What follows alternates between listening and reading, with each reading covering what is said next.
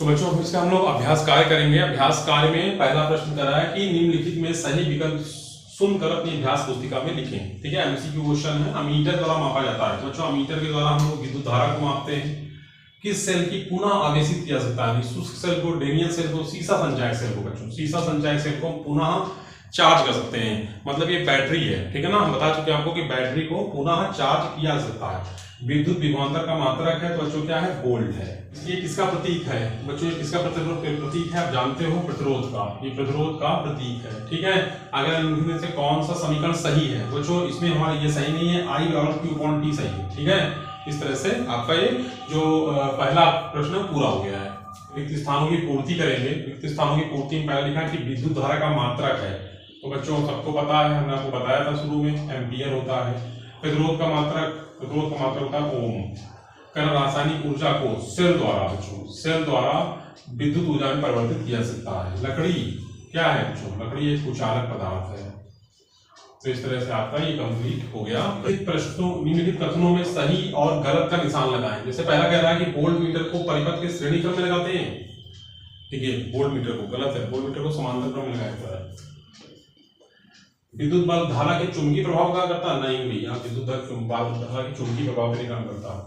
ठीक है ना, विद्युत बल्ब जो है वो ऊष्मीय प्रभाव पर काम करता है बच्चों। तांबा विद्युत चालक पदार्थ है, सही है। विद्युत धारा का मापन वोल्ट मीटर से किया था? नहीं भैया, वोल्ट मीटर से कहाँ करते हैं? अमीटर से करते हैं, अमीटर। ठीक है ना, हम खास मिलान करेंगे तो मिलान देखिए अमीटर को जोड़ते हैं बच्चों, अमीटर को जोड़ते हैं श्रेणी क्रम में। पुनः आवेशित नहीं हो सकता है शुष्क सेल। अब वोल्ट मीटर से नापते हैं विभवांतर। प्रतिरोध का मात्रक ओम है। मेन से प्राप्त धारा क्या होती है? मेन से प्राप्त धारा होती है प्रत्यावर्ती धारा। ठीक है, इस तरह से बच्चों आपका प्रश्न नंबर 4 भी कंप्लीट हुआ। इसमें से अंतर स्पष्ट करिए। पहला लिखा है प्राथमिक सेल और द्वितीय सेल। प्राथमिक सेल हमने बताया था आपको, प्राथमिक सेल जो होते हैं उनको हम दोबारा आवेशित नहीं कर सकते, नहीं चार्ज नहीं कर सकते हैं, इनको पुनः आवेशित नहीं कर सकते हैं। द्वितीय सेल इनको पुनः आवेशित कर सकते हैं। इसका आंतरिक प्रतिरोध बहुत अधिक होता है और इसका आंतरिक प्रतिरोध कम होता है। इसका उपयोग करते कहाँ पर है? घड़ी, सेल। ठीक है ना, इसका उपयोग हम करते हैं घड़ी, टॉर्च, रिमोट आदि में करते हैं। इसका उपयोग कार, ट्रक, इन्वर्टर आदि की बैटरी में करते हैं बच्चों। तो इस तरह से आपका खत्म हो गया। अंतर क्या है? डिफरेंसेस देखिए, ये एमीटर का सिंबल होता है, वोल्ट मीटर का ये सिंबल होता है। इससे करंट नापते हैं, इससे वोल्टेज नापते हैं। इसका मात्रा एम्पियर होता है, इसका मात्रा वोल्ट होता है। इसको परिपथ में श्रेणी क्रम में लगाते हैं, इसको समांतर क्रम में लगाते हैं। ठीक है ना, ये कंप्लीट आपका हो गया। मात्रक है, ये मात्रक दे रखे हैं, भौतिक राशि लिखनी है। जैसे कूलाम का जो भौतिक राशि वो आवेश है, एम्पियर की विद्युत धारा है, वोल्ट की विभवांतर है, जूल की कार्य है। ठीक है ना, कार्य का हो ऊर्जा, ऊर्जा का मात्रक भी जूल होता है। ऊर्जा ऊर्जा और ओम प्रतिरोध का मात्रक ओम होता है। तो इस तरह से बच्चों आपके 6 प्रश्न कंप्लीट हो गए हैं। ठीक है बच्चों, अब देखिए प्रश्न नंबर 7 में करा है कि धारा के निम्नलिखित प्रभाव पर आधारित, धारा के निम्नलिखित प्रभाव पर आधारित एक उपकरण का नाम लिखिए और उपयोग लिखिए। तो पहला प्रभाव क्या था बच्चों? चुंबकीय प्रभाव। तो चुंबकीय प्रभाव का जो उपकरण क्या? अमीटर है। और अमीटर का जो उपयोग है बच्चों वो क्या है? परिपथ में धारा को नापने के काम आता है। परिपथ में धारा को नापने के काम आता है क्या हमारा? ये चुंबकीय प्रभाव का जो उपकरण है अमीटर। दूसरा है आपका ऊष्मीय प्रभाव। ऊष्मीय प्रभाव का जो उपकरण है वो है विद्युत बल्ब। विद्युत बल्ब इसका उपयोग कहाँ करते हैं? कमरों में प्रकाश के रूप में बच्चों, कमरों में प्रकाश के रूप में हम लोग इस्तेमाल करते हैं इसका विद्युत बल्ब का। ठीक है, अब हम लोग अगला पढ़ेंगे रासायनिक प्रभाव। निम्नलिखित प्रभाव में आता है वो आता है रासायनिक प्रभाव। रासायनिक प्रभाव का जो उपकरण है वो है वोल्टामीटर। वोल्टामीटर का जो उपयोग होता है वोल्टेज को नापने में। ठीक है ना, जब हम लोग एक्सपेरिमेंट करते हैं, जब आप बड़ी क्लास में जाओगे 9th में 10th में, तो वहाँ पर फिजिक्स के ये बच्चों विज्ञान में फिजिक्स नाम से एक चैप्टर किताब आती है, उसमें एक चैप्टर आते हैं बहुत सारे। उसमें आप पढ़ पाओगे कि जो हम मेजरमेंट करते हैं ना, जब हम लोग परीक्षा करते हैं, एक्सपेरिमेंट करते हैं, तो वहाँ पर बहुत सारी मीटरों जो पड़ती है। तो एक मीटर होता है वोल्टामीटर।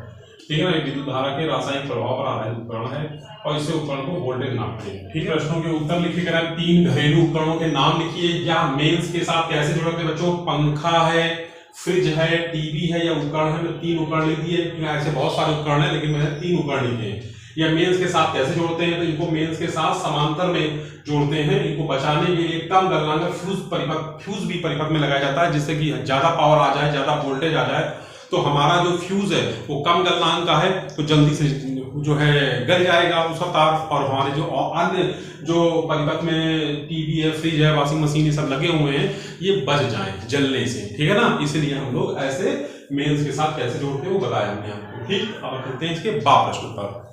उपयोग में क्या सावधानियां रखनी चाहिए बच्चों, तो कह रहा है विद्युत धारा के खुले तार को नहीं छूना चाहिए, यानी विद्युत धारा के जो तार है उनको, खुले तारों को बिल्कुल मत छूइए। नंबर सेकंड, भीगे हाथों से बच्चों, भीगे हाथों से स्विच को कभी बंद मत करिए। नंबर थर्ड है विद्युत उपकरण मानक स्तर के ही यूज करें। आज मानक का मतलब हो गया ISI मार्क लगा होना चाहिए, इसमें ISI मार्क के होने चाहिए। विद्युत कार्य करते समय रबड़ के दस्ताने पहनना चाहिए बच्चों, और विद्युत उपकरणों के जो परिपथ हैं उनमें स्विच का प्रयोग करें, यानी फ्यूज का प्रयोग करें, सुरक्षा फ्यूज का प्रयोग करें। सुरक्षा फ्यूज का प्रयोग करेंगे आप, जिससे हमारे जो उपकरण हैं जलने से बच जाएंगे हाई वोल्टेज आने। प्रश्न इस अभ्यास कार्य का देखिए हम लोग इसको करेंगे, निम्नलिखित संख्यात्मक प्रश्नों को हल करें। देखिए संख्यात्मक प्रश्न नहीं है, हमारे न्यूमेरिकल है, यानी ये सवाल है, फिजिक्स में सवाल भी आते हैं बच्चों। तो फिजिक्स का जो सवाल है, 2 सवाल है, बहुत आसान सवाल है, बस केवल ध्यान दीजिएगा, आप आपको समझाते हैं। एक चालक तार का प्रतिरोध 3 ओम है, तार के सिरों के बीच 1.5 वोल्ट का विभवांतर है, तार में बहने वाली विद्युत धारा का मान ज्ञात कीजिए। तो बच्चों हमको प्रतिरोध दे रखा है 3 ओम, फिर विभवांतर दे रखा है 1.5 वोल्ट, विद्युत धारा नहीं आई निकालना है हमको। तो फॉर्मूला पता R बराबर होता है V/I, हमने फॉर्मूला आपको दिखाया और समझाया था। I तो I को हम इधर कर देंगे, R को इधर ले आएंगे, तो हो जाएगा V/R, मैथमेटिक्स के रूल के हिसाब से। तो V हो गया 1.5 और R है 3.0, तो दशमलव से दशमलव काट देंगे बच्चों, ठीक है ना।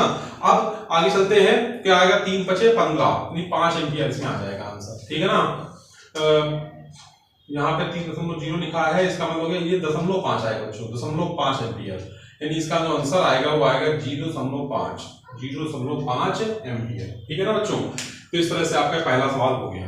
अगला करा, एक चालक में 40 कूलम विद्युत आवेश 8 सेकंड तक प्रवाहित किया जाता है, चालक में प्रवाहित विद्युत धारा का मान ज्ञात कीजिए। तो देखिए आवेश यानी Q हमको दे रखा 40 कूलम, समय T देखा 8 सेकंड, विद्युत धारा I निकालना है, तो I बराबर होता है Q/T, होता है ना बच्चों।